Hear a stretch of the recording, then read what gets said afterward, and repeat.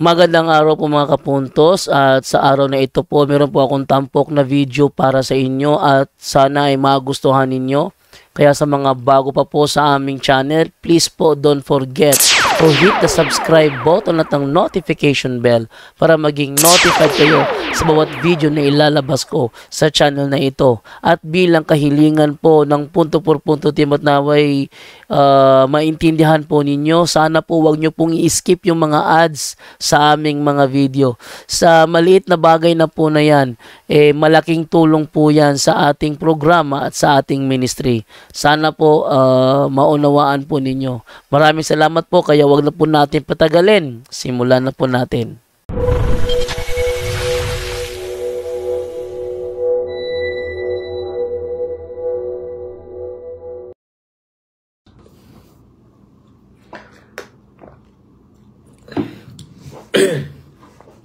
So balik lang tayo na mga kapatid ha, sa buhay ng isang santo, no?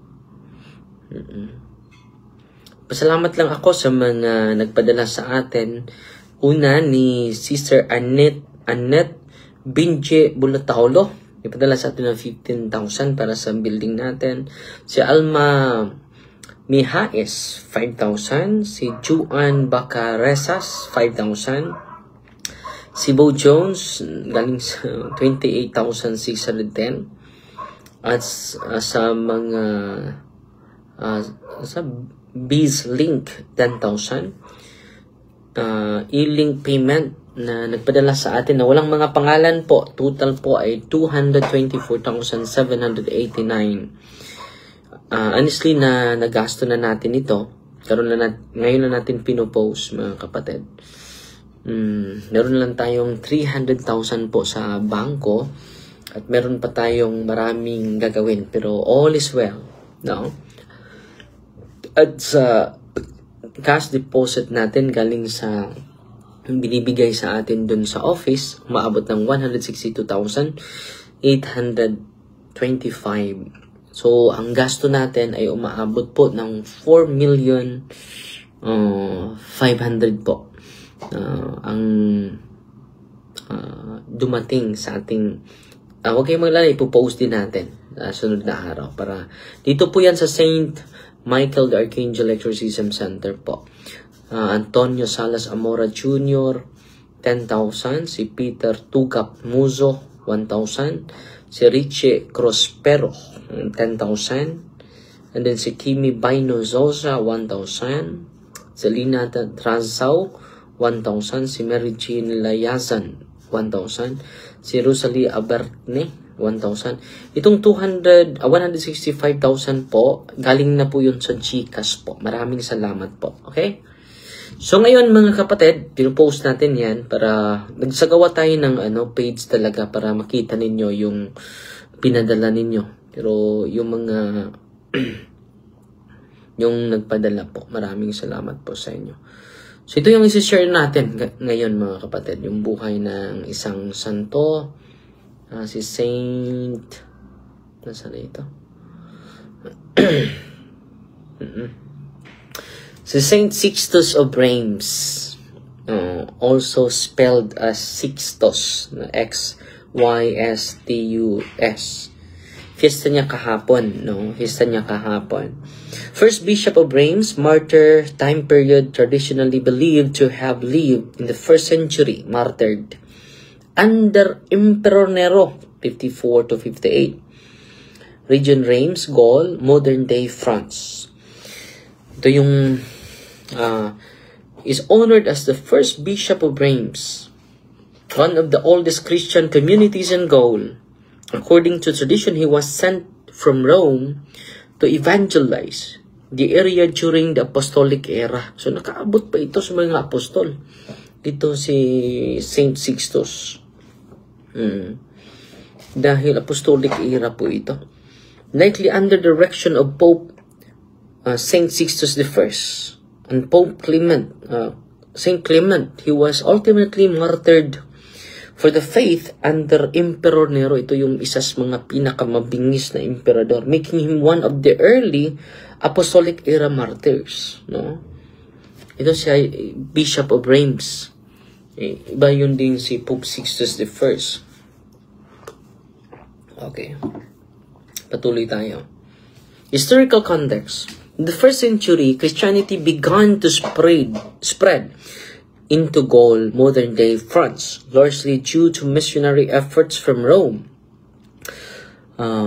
Saint Sixtus is often listed among the earliest missionaries who established the Christian faith in the region, similar to the figures like Saint Denis of Paris. Nero's persecution of Christians after the Great Fire of Rome in 64 AD extended to other parts of the empire. Dito basta-basta talaga to si Nero, mga kapatid, no?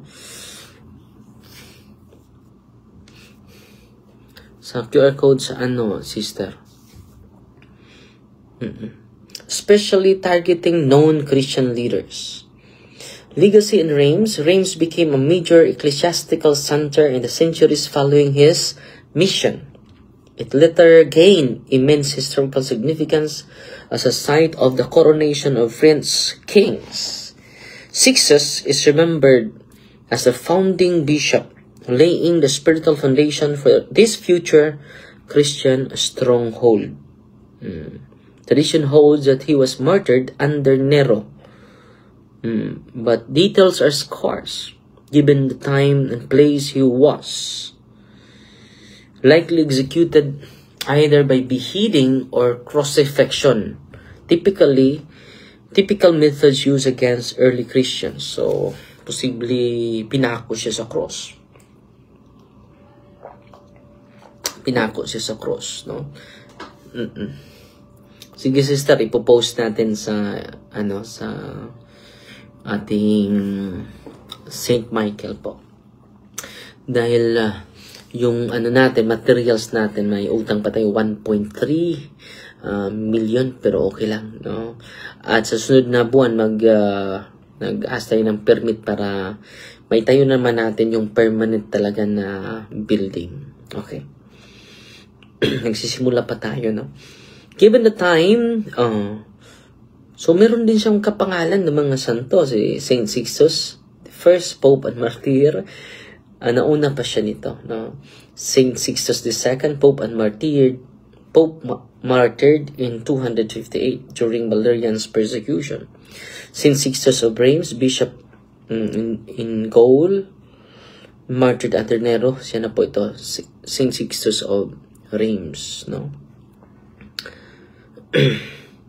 Venerated in the Diocese of Reims and historically in parts of France. A relic or shrine may have one existed in Reims, although no major relics are publicly known today. Ito yung magandang mga sayings niya, mga kapatid, na maka-inspire po ito. Itong sayings. Pasalamat tayo sa mga ito nagpadala sa atin, no? Minsan ay walang pangalan po. May nagpadala sa atin sa PNB po. So, kung PNB, parang is Evangelization and Seminary and Vocation po. So, may pumasok po sa atin yun, 10,000, no? Instant pay fund transfer and instant fund transfer, 15,000. So, so yung natin, 100,300 yung babayaran natin sa mga seminaryan this week po. So 25 seminarians po sila. Maraming salamat. So i-announce ko ilan na lang yung kulang, mga kapatid. Okay? Dahil magsagawa tayo ng liquidation para makita ninyo. Doon na natin ipopost sa St. Michael Exorcism Center po. Okay? St. Michael Exorcism Center yung sinishare ko po para makita nyo po. Okay? And then magpasagawa din tayo magpa-audit din tayo sa diocese po. Para safety po yung pinadala ninyo. No? Safety po yung pinadala ninyo. And then matagal na po ito. Umaabot na po ng 100,000 yung pabahay sa... Matagal na po, mga 5 months na po. And then na-busy tayo dun sa office natin.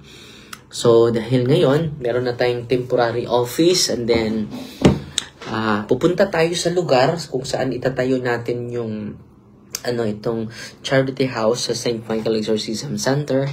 And then yung una na makatanggap nito ay isang seminarian po. At pasalamat tayo ni Ate Mercy, nagbigay sila ng lupa para kay sa seminarian ito. Alam lang natin sa sunod na mga araw. And then sa Ate Mercy Liga, nagbigay ng 100 square meters dun sa Cortes po. At dun po sa Cortes, itatayo natin ito. Okay? Maraming salamat sa inyo. Ito yung sayings ni Saint Sixtus of Reims. Bury me where you must, but know this, the seed has been sown. Reims will rise in the faith. No, this is a prophetic, missionary-minded saying, anticipating the future Christian legacy of Reims. The blood of one bishop may be spilled, but the church will rise in 10,000 voices. Yan, ang ganda ng sayings niya. Nero rules the empire, that Christ rules eternity. I feared I would die in a foreign land, until I remembered, wherever Christ is, I am home. Ang ganda. Bishops are not crowned in gold, but in wounds for the sake of the flock. Wow. If my blood waters the soil of Gaul, then let the church blossom where I fall. No, wow. Speak the gospel in the streets, in the forests, and in the courts. And if your words are silence, let your death preach louder still. No? Very inspiring, no? Itong buhay ng isang santo. Let the empire rage. Its days are numbered. The kingdom I serve has no end. Wow! Ang ganda nito. Ito yung sayings niya. I hope na-inspire po kayo sa live natin ngayon. No? So, yung ipopost natin sa ating live ngayon. So, quick live lang po tayo, no? Quick live lang po tayo. Ito yung mga sayings niya.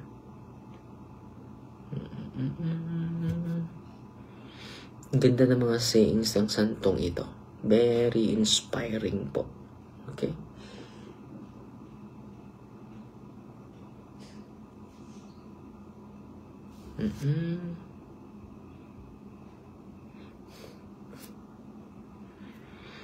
So, yan lang po, no?